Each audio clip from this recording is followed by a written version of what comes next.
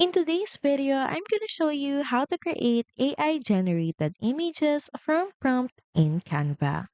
So start by heading over to Canva AI, then here select image. And here you can also choose the style that you want for your image and also the image size. So you can type in a prompt like this.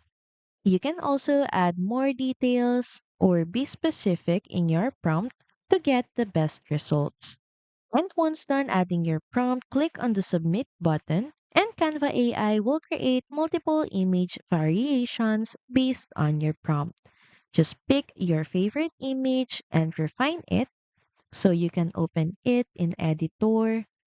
And here you can adjust colors, add effects or details to improve it. Thank you for watching this video. Also feel free to use our affiliate link in the description. Bye!